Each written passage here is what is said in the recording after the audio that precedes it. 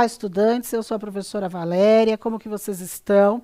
Então, hoje eu vim aqui para conversar com vocês sobre os Jogos Olímpicos de Tóquio de 2021. Vocês devem ter visto na TV, nos jornais, as várias reportagens que têm sido divulgadas sobre os Jogos.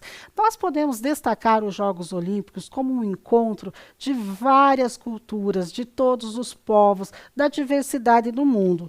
E hoje nós vamos conversar um pouquinho sobre quando as mulheres começaram a participar dos Jogos Olímpicos. Vocês sabiam que as mulheres não puderam participar da primeira Olimpíada de 1896? Naquela época, as mulheres eram consideradas frágeis, que não poderiam participar. Então, em 1900, elas tiveram uma pequena participação em apenas 2 modalidades e receberam muitas críticas e muitos comentários maldosos. Vamos descobrir juntos e juntas em qual modalidade elas puderam participar? Olha lá, desembaralhando essas letras, nós vamos descobrir 2 modalidades. A primeira, vocês já conseguiram descobrir? Exatamente, elas participaram do golfe. Olha só, desembaralhando as letras. E a segunda foi do tênis. Sim. E vocês imaginam que elas participaram destes esportes, destas modalidades, porque eram modalidades que não exigiam contato físico. E vejam só, gente, olha lá na nossa tela as roupas que elas usavam naquela época. Bem diferente das roupas que as atletas usam hoje em dia, certo? E a primeira tenista era uma inglesa, a Charlotte Cooper. Ela foi a primeira mulher a levar uma medalha nos Jogos Olímpicos de Paris de 1900. O bom é que a gente já entrou e entramos ganhando, né? Muito bem. E olha que interessante a roupa da natação também. Em 1912, elas começaram a competir na natação. E não era permitido que nem os pais, irmãos, os amigos, os familiares estivessem com elas. Por que, gente, que eles não podiam assistir? Vocês conseguem imaginar? Porque os trajes de banho deixavam o corpo muito à mostra. Imagine, então, o que se fosse aquelas pessoas pensar hoje como seria, né? Eu vou mostrar para vocês agora a primeira brasileira a participar da natação. Vejam lá na tela comigo. Em 1932, Maria Lenk, aos 17 anos, foi a primeira atleta brasileira e a única sul-americana a participar de uma edição de Jogos Olímpicos na ocasião, a de Los Angeles. A nadadora era a única mulher entre a delegação de 45 homens. Vocês podem imaginar isso? E ela nadou até os 92 anos, 1,5 km todos os dias. Quer saber aqui comigo quem que nada? Então, ela nadou bastante, né? E se destacou por isso. Agora, nós vamos ver a velocista Melânia Luz. Ela também fez história ao se tornar a primeira mulher preta a integrar a delegação brasileira nas Olimpíadas de 1948. E vamos fazer um destaque para ela também, né? Por ser a primeira mulher negra a participar, né? E ela morreu aos 88 anos, no dia 21 de junho de 2016. Muito interessante ver a conquista feminina ao longo dos anos, não é mesmo? No início, eram apenas 3 modalidades: natação, atletismo e tênis. Hoje em dia, as mulheres estão presentes em todos os esportes olímpicos. Então, agora vamos trazer algumas atletas da delegação brasileira desse ano que estão quebrando as barreiras e padrões no mundo dos esportes. Vamos olhar na tela e vamos ver se vocês já conhecem essas mulheres. Vamos desembaralhar as letras e descobrir de qual modalidade cada uma delas pertence. Vou dar um tempinho para que vocês possam realizar essa atividade.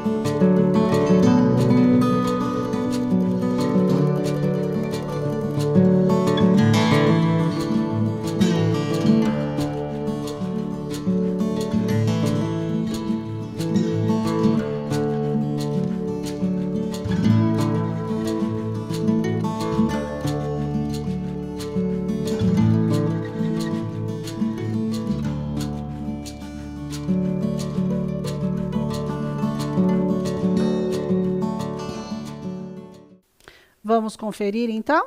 Olha lá, luta livre, boxe, tiro com arco, judô e levantamento de peso. Muito bem, agora eu vou chamar então para vocês um vídeo de todas as medalhistas brasileiras que ganharam medalhas durante as Olimpíadas.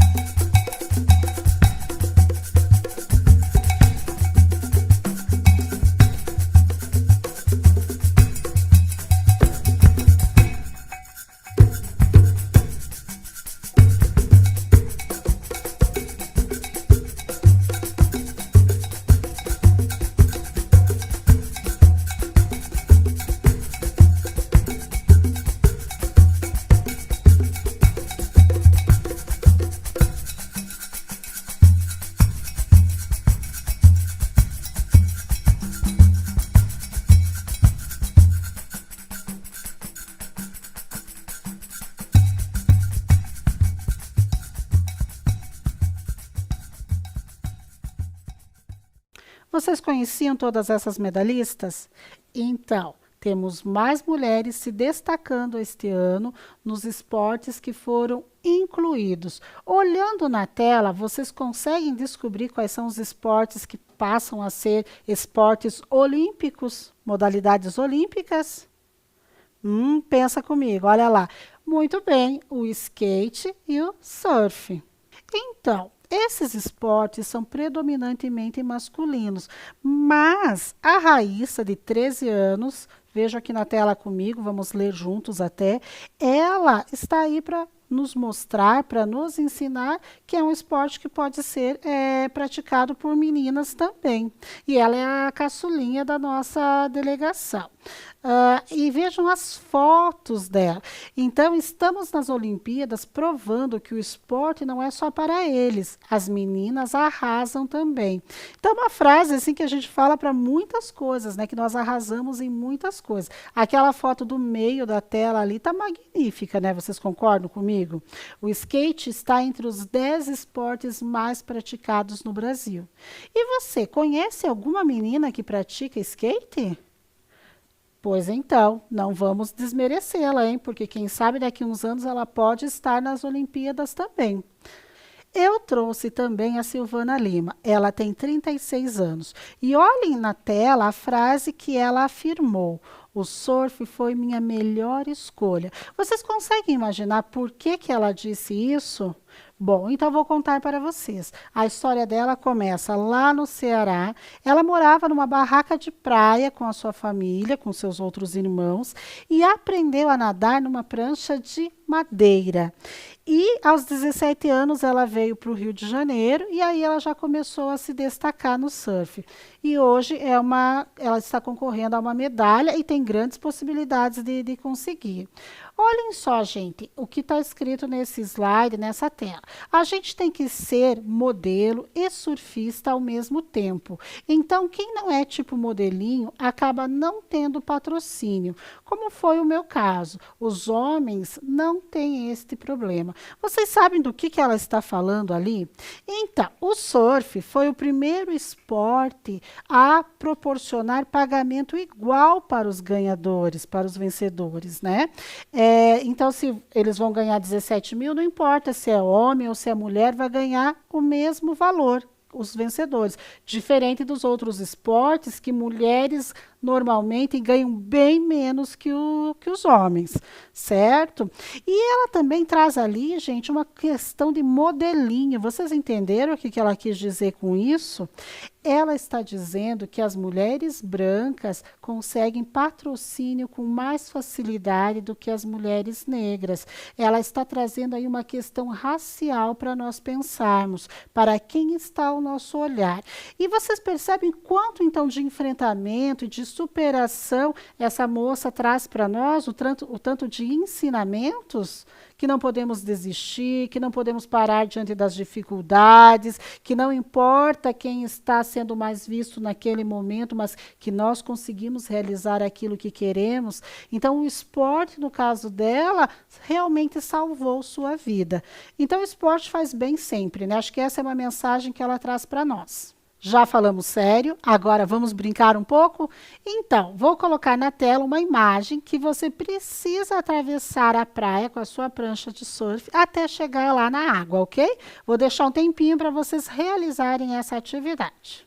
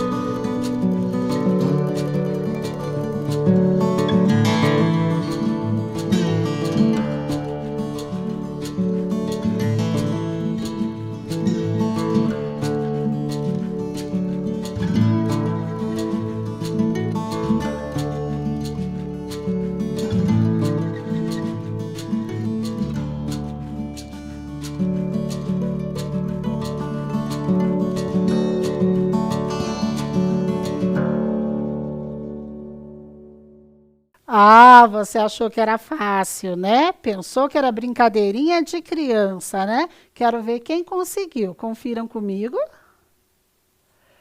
Ah, não consegui, não tinha conseguido ainda, né? Então tá bom, vamos continuar então? Então, já que falamos de todas essas histórias, não podemos deixar de falar do futebol feminino. Falamos como as mulheres foram conquistando espaço nas Olimpíadas e abriram caminho para que outras mulheres pudessem vir a seguir, né? Elas mostraram para a gente que podem ser persistentes, resistentes, que fazem a diferença. E muitas vezes, quando entram numa partida, entram para ganhar. Por isso, até mostramos o vídeo das medalhistas para vocês. Vocês sabiam que, eu vou mostrar na tela primeiro, gente, uma imagem das primeiras seleções de futebol feminino e vocês vão observar algumas coisas diferentes do que nós temos visto atualmente. Vamos ver na tela então. Essa imagem, ela representa um espetáculo. São imagens de circo que trazem para nós as primeiras mulheres jogando futebol, porque não era considerado um jogo, um esporte, uma modalidade olímpica. Era considerado um show, um espetáculo. Então, assim, que depreciativo isso para as mulheres, né? Elas estavam ali fazendo um show. Bom, e o futebol também foi proibido de 1941 até 1979. Vocês conseguem imaginar por quê? Olhem essas reportagens que vocês vão perceber o motivo, como que as mulheres eram vistas naquela época. Para elas não era permitido a prática de esportes, eles consideravam incompatível, porque nós mulheres sempre fomos consideradas frágeis, né? Então, olha o que as reportagens nos dizem sobre as mulheres e o que era pensado sobre o futebol. Olha lá, pé de mulher não foi feito para se meter em chuteiras. Vocês concordam com isso? Impedido pela polícia o futebol feminino. Então, nessa época, nós aprendemos que o futebol é impróprio para as moças. Quando uma menina, na hora do intervalo, quer jogar futebol, alguns meninos dizem não, porque nós temos isso culturalmente. Mas em 1983, aí nós vamos ter a foto, a imagem da primeira seleção formada em 1900. Eu me equivoquei, em 1988, a primeira seleção formada por mulheres. Então, olha quanto tempo nós estamos aprendendo, né, e naturalizando que esporte ou futebol é para meninos e não para meninas. Mas hoje a nossa seleção brasileira feminina dá um show, é um verdadeiro espetáculo de beleza no esporte. E foi somente no ano de 2019 que a TV aberta transmitiu um jogo da seleção feminina. Nesse período também foi pensado num uniforme feminino, pois até então as mulheres usavam uniformes do modelo herdado do modelo masculino. E aí agora eu vou trazer para vocês, pensando em futebol e pensando num grande nome que se destaca, que eu tenho certeza que todos já ouviram falar, a Marta. Vou trazer a biografia dela para vocês, ok? 50 brasileiras incríveis para conhecer antes de crescer. Débora Tomé, editora Galera. Marta, 1986. Era uma vez um reino onde quase todas as pessoas eram apaixonadas pelo mesmo esporte. Isso era tão importante que o chamavam de Pátria de Chuteiras, a terra onde se jogava o melhor futebol do mundo. Porém, vejam vocês, nesse mesmo reino, achavam que futebol era coisa apenas de menino. Mas algo estava prestes a mudar essa história. Na beirada do campinho de várzea de 2 riachos em Alagoas, Marta vivia sempre metida no grupo de garotos. Aos domingos, eles iam assistir ao jogo dos mais velhos, que tinham uma bola de couro de verdade, bem diferente da bola murcha que os pequenos disputavam ao longo da semana. Assim que os grandes chutavam para fora do campo, a meninada toda corria, pois era a grande chance de dar um chutão naquela que era a bola. Nessa hora, Marta juntava todas as suas forças e corria sem respirar. Muitas vezes conseguia e, bum, chutava a bola de volta para o campo. Largue a bola que é coisa de menino. Ela ouvia o tempo todo. Mas era tão feliz jogando futebol com os pés descalços que não tinha como desistir. Um dia, um olheiro a viu jogando e levou Marta para o Vasco, no Rio de Janeiro. Não tinha nem debutado a menina e já estava treinando todo dia como atacante. Com 17 anos, foi a vez de vestir a amarelinha na Copa do Mundo de Futebol Feminino. De lá, pulou rapidamente para o futebol europeu. Antes de conquistar seu reino, virou ídolo na Suécia. Marta é tão boa, mas tão boa, que por 5 vezes foi escolhida a melhor jogadora de futebol do mundo. Um feito único. É também a maior artilheira das Copas Femininas. Como se isso fosse pouco, em 2015, ela ainda se tornou a pessoa, entre homens e mulheres, que mais fez gols jogando pela seleção brasileira. Até hoje, por mais de 100 vezes, ela fez a torcida gritar gol. Com tanta coisa assim, os habitantes do tal reino, ainda que tenham resistido, tiveram que pensar melhor. Afinal, já tinham até a rainha do futebol. Como era mesmo aquela história de futebol não ser coisa de menina? Então, eu trouxe a biografia da Marta, mas pensando num esporte coletivo como é o futebol, todas as nossas jogadoras merecem um destaque. Eu poderia, por exemplo, falar da Formiga, que esta é a 7ª edição que ela participa. Podem até acompanhar comigo na tela. Então, olha só que frase bem interessante que vou deixar um convite no final dessa aula. Contar a história do futebol feminino brasileiro é falar sobre resistência, descasos e barreiras quebradas. É lembrar períodos de proibição, preconceito e amadorismo, mas também é falar de grandes conquistas. E pensando nessa frase, eu gostaria de deixar então um convite para vocês pudessem conversar sobre isso com seus familiares e com os seus amigos. O que eles acham sobre a participação das mulheres no futebol? Dos vários espaços que as mulheres têm conquistado como juízas, como árbitras. Então, o futebol feminino, ele traz para nós essa ideia de que nós podemos ser aquilo que nós quisermos, que não existe profissões para homens nem para mulheres. E eu vou ficando por aqui. Eu espero que vocês tenham refletido muito nessa aula sobre o que nós queremos fazer com o nosso corpo, com a nossa vida. E que o esporte possa ser uma escolha para vocês também. Um grande beijo e até a próxima.